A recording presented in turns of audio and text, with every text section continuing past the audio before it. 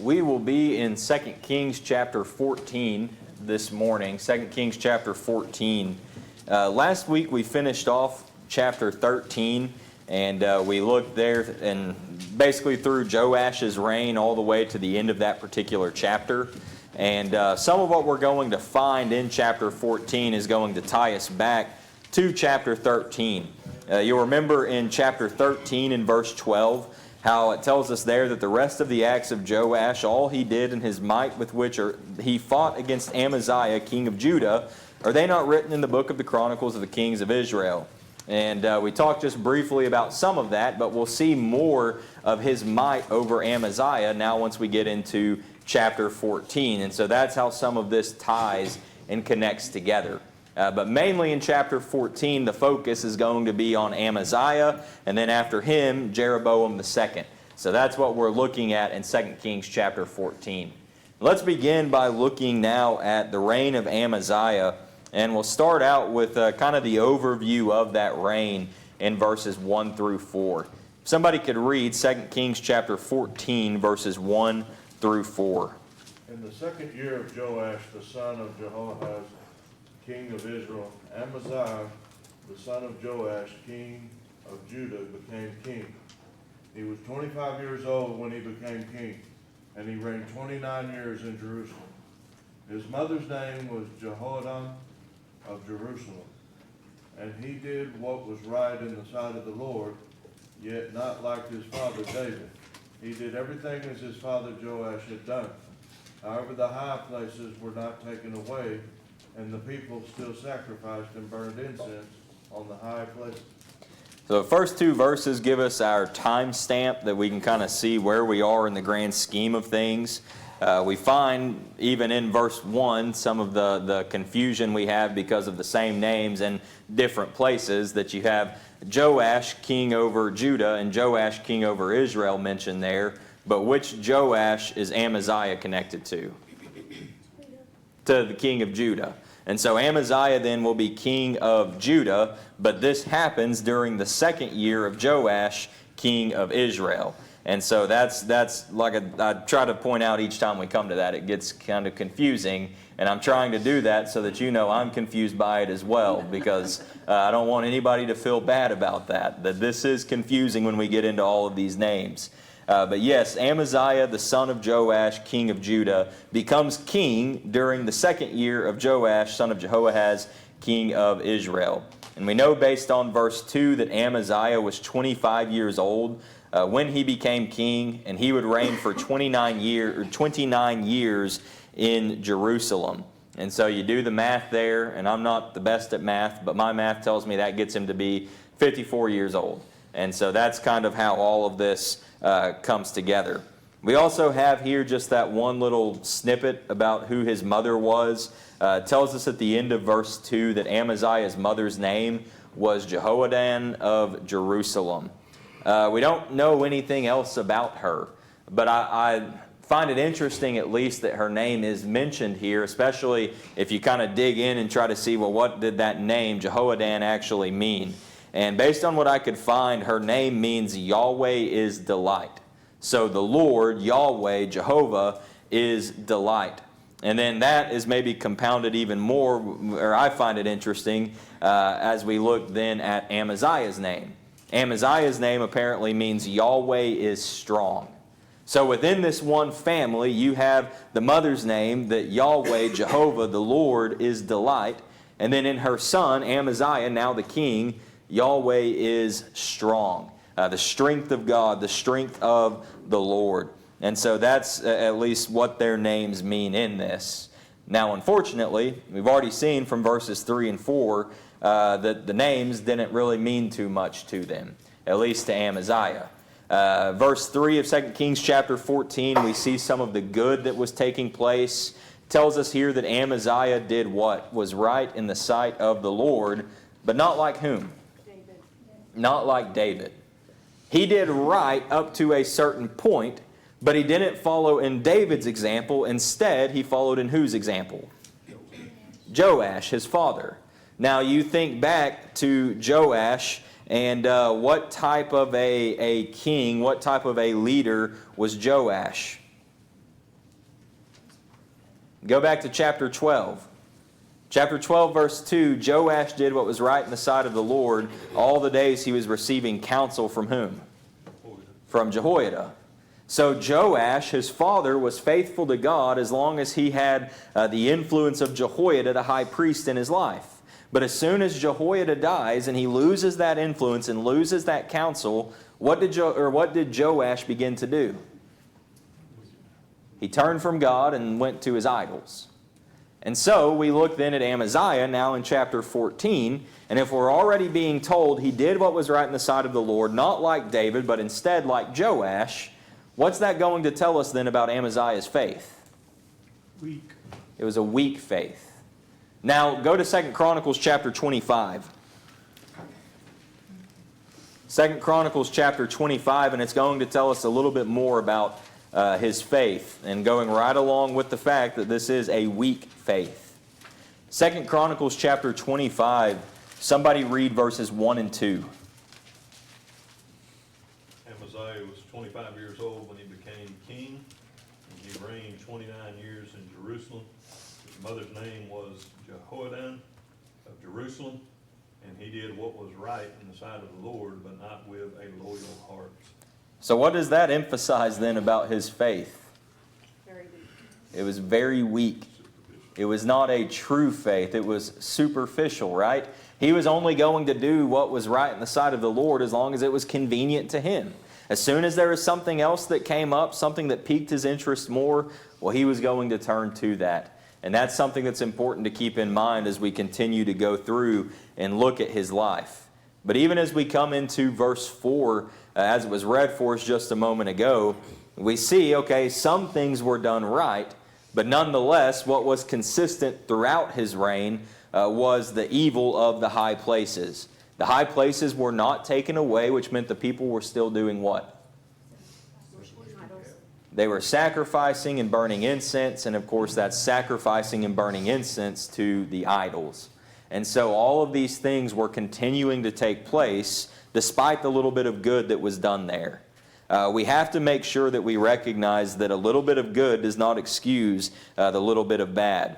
And so we have to make sure then that our faith is not like Amaziah, that it's not like Joash. We must make sure that our faith is with a loyal heart, unlike the faith of Joash that was not with a loyal heart, or the faith of Amaziah here in chapter 14. But let's keep looking then, because we're going to get a little more info and insight into Amaziah's reign. And we're going to see this as it relates to justice, war, and defeat. And instead of reading all of those verses at once, let's just start out, if someone could, read verses 5 and 6 of 2 Kings 14. Now it happened, as soon as the kingdom was established in his hand, that he executed his servants who had murdered his father, the king. But the children of the murderers he did not execute, according to what is written in the book of the law of Moses, in which the Lord commanded, saying, Fathers shall not be put to death for their children, nor shall children be put to death for their fathers, but a person shall be put to death for his own sin. So how does Amaziah's reign begin? What's the first thing we see that he does? We could say revenge, but at the same time we could see it as justice, right? That this is taking, of course, in the sense of revenge of what happened to his father, but now in his role as king, this is what the king has to do. Because what was carried out on his father was not a legal thing. It was not a right way to go about it. And so as king, he has to execute justice in this very form of execution here. You go back to 2 Kings chapter 12. 2 Kings chapter 12, and there are fun names in that. But chapter 12, verses 20 and 21, we see as it related to Joash that his servants arose and formed a conspiracy and killed Joash in the house of the Millo, which goes down to Silla. For Jozachar the son of Shimeath and Jehozabad the son of Shomer, his servants, struck him. So he died, and they buried him with his fathers in the city of David, and Amaziah his son reigned in his place. And so it seems like the very first thing that happens, 2 Kings 14 verse 5, as soon as the kingdom was established in his hand, that he's carrying out this justice. He's executing these servants who had murdered his father the king. But in doing this, what did Amaziah not do? He didn't go after their family, did he? He didn't then go from executing the ones who had killed his father and then say, well, I know you're the ones who did it, but I'm also going to go ahead and take out your sons as well. From what I understand, that was a very common thing during that time for leaders of countries and nations to go ahead and just take, even if it wasn't the children who did what the fathers did, they would execute it on the children. Or if the children were the ones who did it, then a lot of times in these nations, the kings would also execute justice on their fathers. That's how we see in the law of Moses some of these things were so different from all of the nations around them, and why God was so adamant that the people not be like the nations around them. Because if we look at what was read for us in verse 6, it tells us Amaziah did not execute the children of the murderers according to what is written in the book of the law of Moses. And it goes on and gives that quote, fathers shall not be put to death for their children, nor shall children be put to death for their fathers, but a person shall be put to death for his own sins. And we could go back to Deuteronomy chapter 24 and verse 16. Deuteronomy chapter 24 and verse 16, where we find that that's coming from. But of course within that we see personal responsibility. And according to the law, it was only the one who sinned that would receive the justice for that. Even if we think about it spiritually speaking, and you go in Ezekiel 18, how it is that the soul who sins shall surely die. And so we see that this is how Amaziah is carrying things out. That right now everything seems to be going really good in his reign. At this point, he's doing what is right in the sight of the Lord. But it's not just justice that was going to be happening in his reign, but there was also going to be war. And that war would start with the Edomites. Somebody read 2 Kings chapter 14 and verse 7.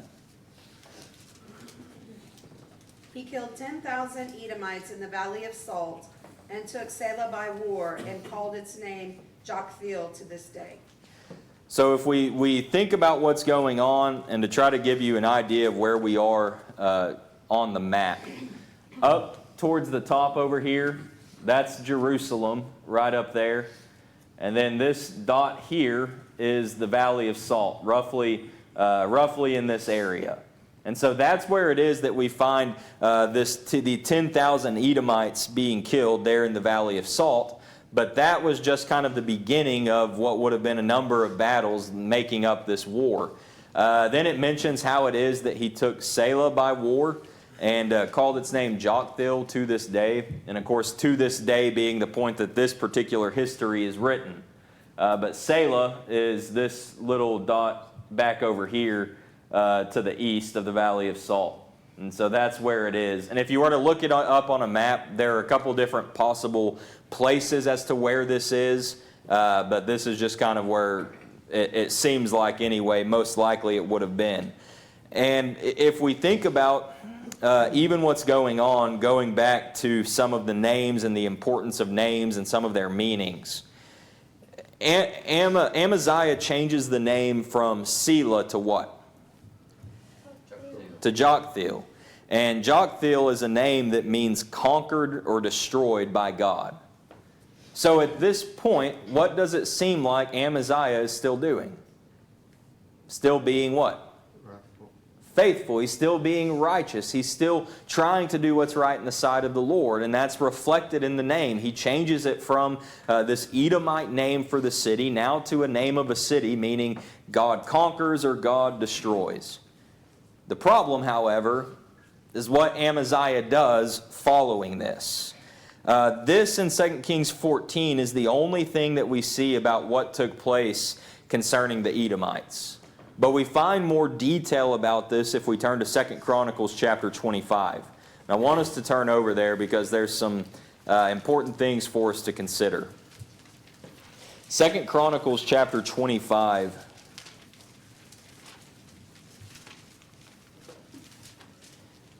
And let's look at verses 14 through 16.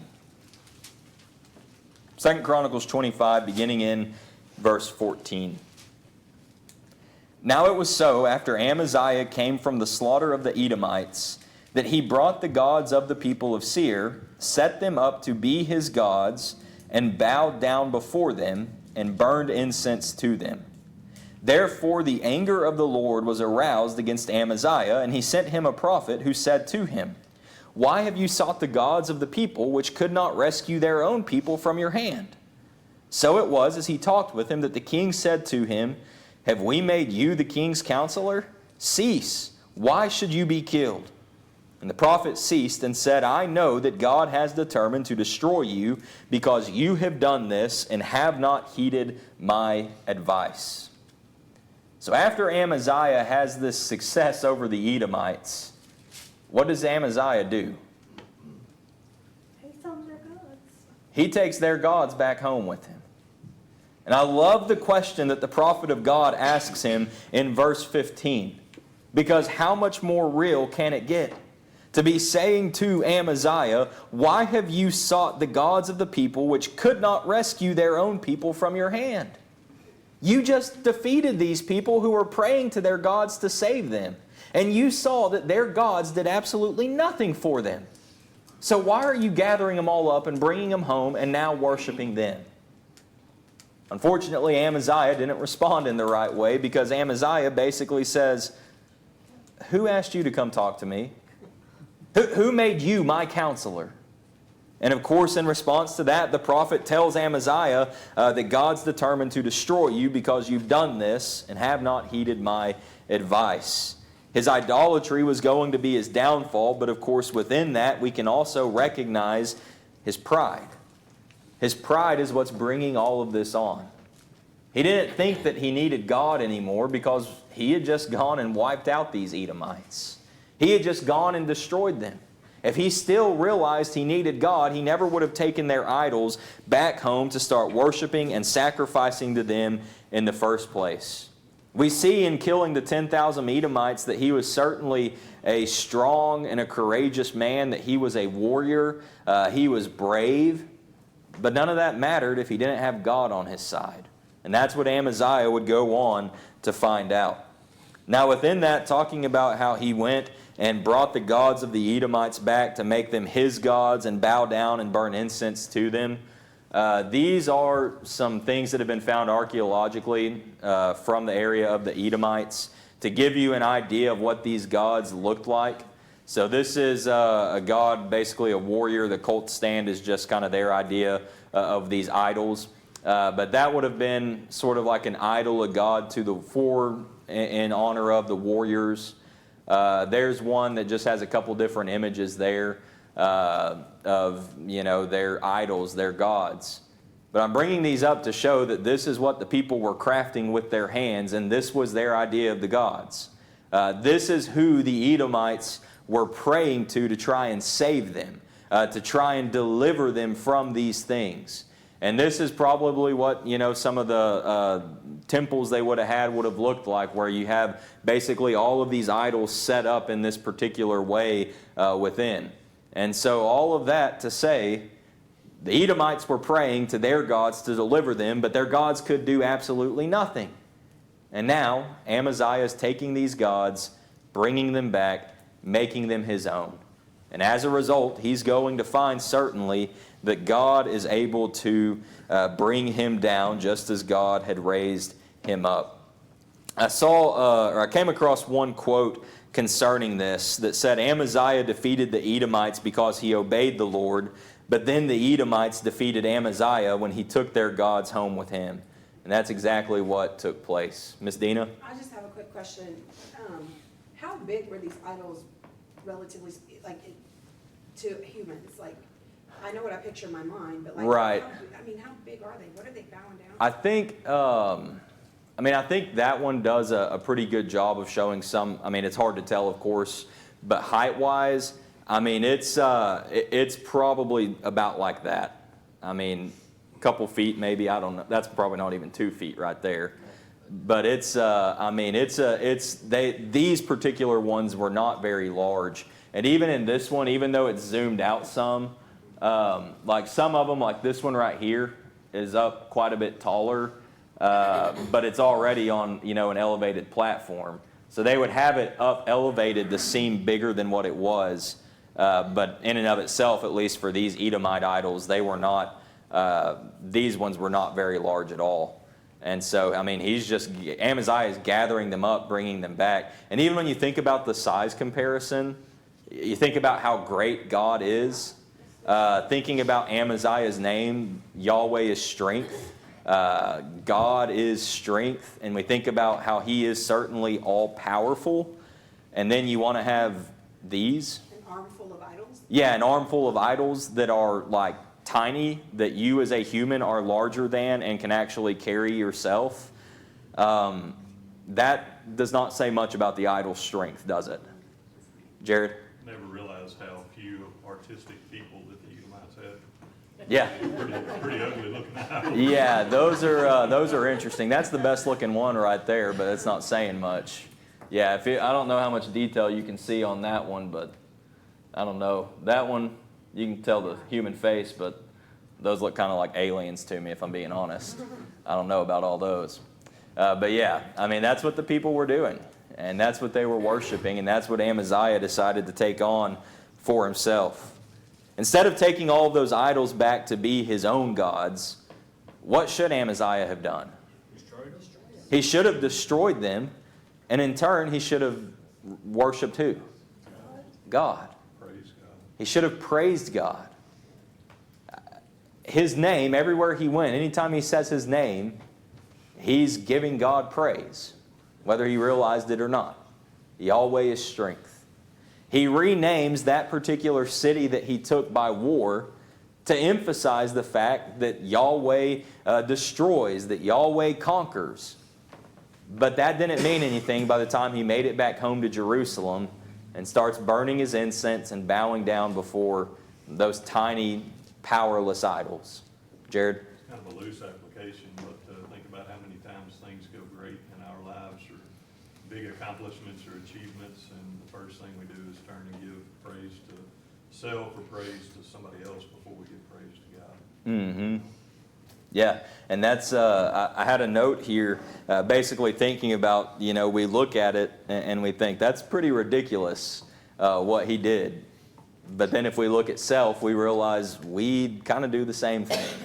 We may not have, those physical idols shaped like that with the weird looking heads and faces and all that. But like you recognize, something good happens in our life. We receive some accomplishment, some award, whatever it might be. And instead of turning and giving praise and glory to God for it, we take what God's blessed us with and use that to our destruction, don't we? And that's a good way to look at this and the application we pull. Alex? I think kind of playing off that idea, what the prophet tells Amaziah, because God's couldn't even save them, so why are they turning their back? I think nowadays you look at things like social media, really just anything people turn to even when they're having struggles. And, we ourselves are like, oh, I can't, look at those people in the world. They're not turning to God. But then something happens in our lives, and, what really calms me down, my stress relief is just going to be scrolling through YouTube or scrolling through this social media, as opposed to taking your problems to God. Mm-hmm. You turn to the idols of the world, the same distractions that they use, and it's not helping them. Right. So why do you expect it to help you? Right.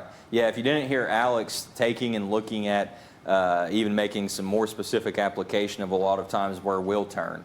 That we'll look at people in the world and say, well, they're not turning to God in their problems and their struggles, but then something comes up in our life. We get heightened stress. We have struggles. We're worried. We have the anxieties. And a lot of times we'll turn the same place as the world does. Specific example Alex gave, thinking of social media, and we'll scroll and we'll scroll and we'll scroll, trying to escape it, trying to distract ourselves from it, but it doesn't really take care of it. Just like the Edomite gods couldn't deliver them, the idols of today cannot deliver us. And we have to make sure that we understand who it is that can deliver us, who it is that can help us and give us the power and strength to overcome. The same God that gave Amaziah the power and strength to overcome the Edomites in the first place. Aaron? So I seen this thing this morning. It said what states on the news is like they did a survey of what states were likely to survive a zombie apocalypse. And it's funny because Chris comes in and goes, "We're already in a zombie apocalypse. Look at people how they zombie out on their phones or just stare into it and pay no attention to anything around them." And we didn't even have to have. It has nothing to do with eating brains except eating the brains through our phones. It's taking our brains away. And that's the same thing. Like, is that how many of us in this room, you know, I grew up without a cell phone, but can I go a whole day with never touching my cell phone? I mean, using it as a phone only, you know, instead of social media or any of that stuff. How much of that has control in our life instead of where our focus should be, and that's learning more about God. Yeah. I don't really know anything about Androids, but if you have an iPhone, there's an interesting thing on iPhones that it can tell you your screen time and how much time you've actually spent like on your phone and how much time you've spent in specific apps. And that can be pretty humbling sometimes. That'll pop up and you look at it and you're like, I've wasted a ton of time this week. Or you look at it and you know, you probably, if you have a smartphone, it's pretty likely you may well have a Bible app on your phone, but then you look at the screen time and maybe you spend 10 minutes in there in a week. Maybe that's being generous, but then you spend how much time in all of these other places on your phone. And that's a little bit of an aside, but to the point that we're making here, that a lot of times we turn to these other places when we know who it is that we should be turning to. And if we even look back in 2 Chronicles 25, it makes what Amaziah did and what we do so often, it just points out how much of a slap in the face this is to God. If you look at 2 Chronicles 25, and if we look beginning in verse 5, it says, "Moreover, Amaziah gathered Judah together, set over them captains of thousands, captains of hundreds, according to their fathers' houses, throughout all Judah and Benjamin, and he numbered them from 20 years old and above, found them to be 300,000 choice men able to go to war, who could handle spear and shield. He also hired 100,000 mighty men of valor from Israel for 100 talents of silver. But a man of God came to him, saying, O king, do not let the army of Israel go with you. For the Lord is not with Israel, not with any of the children of Ephraim. But if you go, be gone. Be strong in battle. Even so, God shall make you fall before the enemy. For God has power to help and to overthrow. Then Amaziah said to the man of God, But what shall we do about the 100 talents which I have given to the troops of Israel? And the man of God answered, The Lord is able to give you much more than this. So Amaziah discharged the troops that had come to him from Ephraim to go back home. Therefore their anger was greatly aroused against Judah, and they returned home in great anger." What did the prophet point out to Amaziah in those verses? Power of God. The power of God. The prophet's telling Amaziah, you don't need to worry about the numbers. You don't need to worry about going and specifically getting these mighty men of valor from Israel. Because who is it that's going to deliver you? God. But if you decide to keep those men who God is not with in your army, then what's God going to do? God's going to overthrow you. God's going to destroy you. God is able to help, and He is able to overthrow, from what we see at the end of verse 8. And then when Amaziah's concern is, well, what about all this money that we've already paid them? And what's the prophet tell him in verse 9? The Lord can give you so much more. The Lord gives so much more. So Amaziah listens to the prophet here, doesn't he? And he sends the men of Israel back home in all of their anger. Keep that in mind, because that's important when we get into the next section of 2 Kings 14. But he sends them on home and just goes to war with the Edomites with his own army of Judah. And what do? They wipe out the Edomites, because God has given them the power to overthrow the Edomites. God is helping them. God has given them so much more. But now that Amaziah is done with the power and the help that God can give, he's about to experience exactly what the Edomites experienced. He's going to receive the power of God to overthrow on the wrong end of things. And again, we look at that and we see what took place before he goes to fight the Edomites. How he listens, he's faithful, he does what's right. He then goes just with the army of Judah. God delivers them from the Edomites. He overthrows the Edomites, gives them so much more than what Amaziah could have imagined. And he goes and he ruins it. And back to some of the applications we've been making, unfortunately, we do that a lot as well. What's the reason Amaziah was doing that? You go back to 2 Chronicles 25 and verse 2, because Amaziah did not have a loyal heart. If we're not in it for the right reasons, we're just going to act like Amaziah when good things come our way. We're going to take them and use them to our own destruction. We must make sure that our faith is a good and a loyal and a wholehearted faith, not like Amaziah or not like Joash before him. And so, because of what he has done with his unloyal heart, because he's turned to the gods of the Edomites, then the next thing we're going to find in Amaziah's reign is his humbling defeat from Israel. Let's have somebody read for us now 2 Kings chapter 14, and let's have somebody read verses 8 through 10. Then Amaziah sent messengers to Jehoash, the son of Jahaz, the son of Jehu, king of Israel, saying, Come, let us face one another in battle. And Jehoash, king of Israel, sent to Amaziah, king of Judah, saying, The chisel that was in Lebanon sent to the cedar that was in Lebanon, saying, Give your daughter to my son as wife. And a wild beast that was in Lebanon passed by and trampled the chisel. You have indeed defeated Edom, and your heart has lifted you up. Glory in that and stay at home. For why should you meddle with trouble so that you fall, you and Judah with you? We look in these verses and we find, it seems like based on what we have in the Kings, that as soon as he gets back from his victory over the Edomites, that now who is Amaziah ready to go to war with? Israel. His own brethren. Right? They're divided nations at this point, but nonetheless, there's still that connection there. And he's ready to go and to fight with Israel.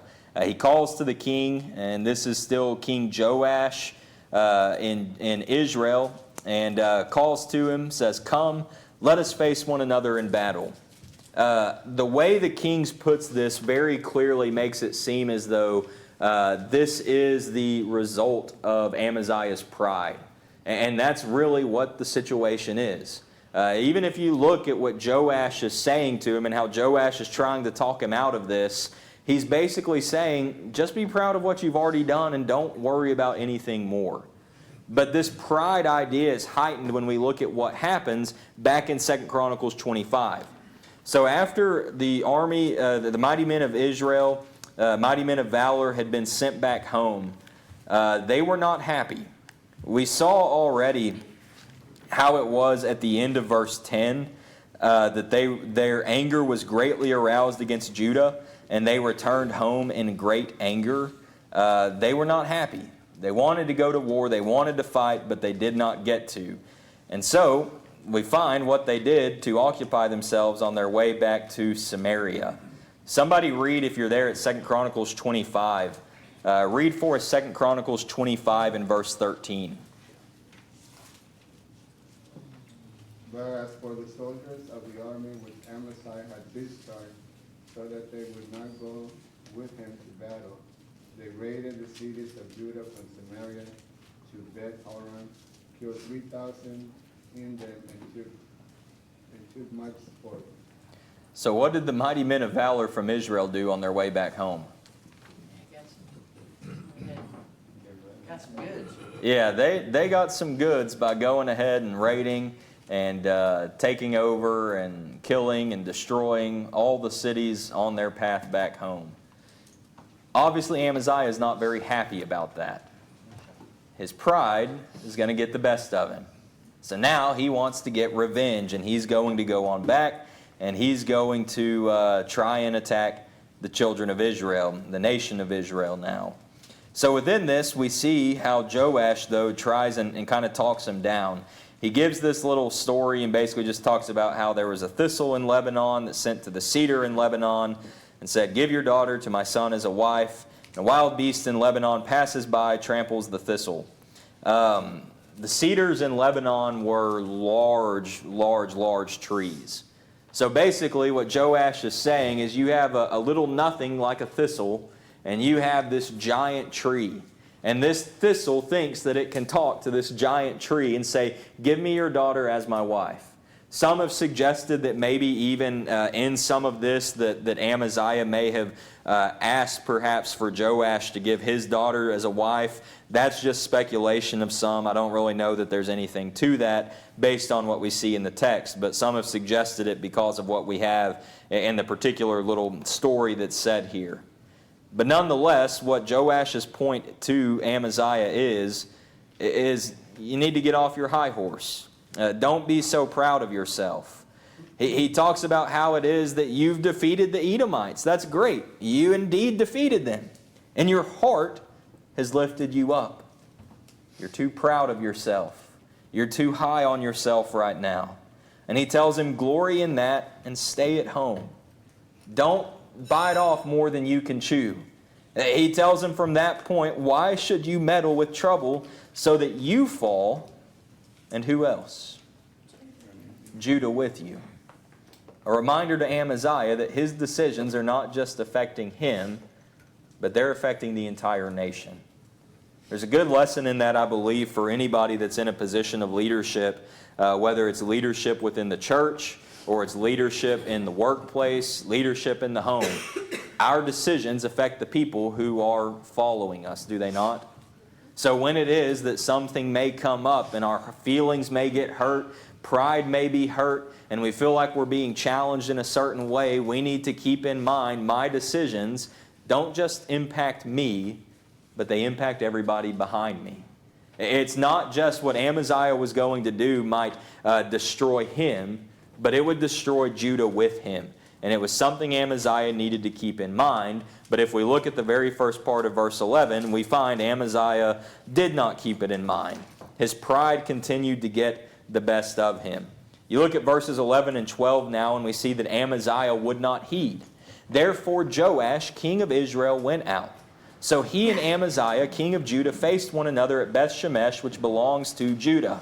And Judah was defeated by Israel, and every man fled to his tent. Then Jehoash, king of Israel, captured Amaziah, king of Judah, the son of Jehoash, the son of Ahaziah, at Beth-shemesh, and he went to Jerusalem and broke down the wall of Jerusalem from the gate of Ephraim to the corner gate, 400 cubits. And he took all the gold and silver, all the articles that were found in the house of the Lord, and in the treasuries of the king's house, and hostages, and returned to Samaria. Based on what we see took place, Amaziah falls, and who falls with him? Judah. Here we have Joash, king of Israel, going in and destroying the people of Judah. He embarrasses them in war, causes the people of Judah to flee to their tents, to run away, to retreat from the battle. Verse 13, we find how it is that he captures the king. But it's not just that he captured the king, because then what does he go on to do? He goes on and takes out 400 cubits, roughly about 600 feet of the northern wall of Jerusalem, goes on in, and then takes all the gold and all the silver he can find. He takes all the articles that were found in the house of the Lord, so he raids the temple of God. Then he goes to the king's house and takes from his treasury, and he wasn't done with all the gold and silver, because what else did he do? He gathered up a bunch of hostages with him, and he took them all back to Samaria, leaving Judah in shambles. Exactly what the prophet told Amaziah was going to happen back in 2 Chronicles chapter 25, because he had turned from God, and he had instead decided that he was going to follow after the Edomite idols. And then we find this interesting little spot in the middle of this entire history about Amaziah's reign that repeats exactly what we've already seen back in 2 Kings 13. Because we get that summary about Joash's reign in Israel. Verse 15, now the rest of the acts of Jehoash which he did, his might, and how he fought with Amaziah king of Judah, are they not written in the book of the Chronicles of the kings of Israel? So Jehoash rested with his fathers and was buried in Samaria with the kings of Israel. Then Jeroboam his son reigned in his place. And then in verse 17 it shifts back to Amaziah. But I just wonder in this if perhaps the reason that we're not reading this summary of Joash's reign again in the middle of Amaziah's reign is just a subtle reminder of what pride can do to you. Because if Amaziah had it his way, do you think that Amaziah would have wanted there to be this note about the king who destroyed him in the very middle of the history of his own reign? Amaziah wouldn't have wanted that. Yet the Holy Spirit places in the midst of that history that reminder about the king of Israel and just repeating what was already said in chapter 13 about him.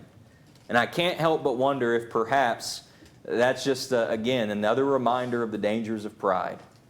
Because that's something Amaziah would not have liked. And if we're a proud people, it's something that we would not like. But the only reason that that happened to Amaziah is because of what?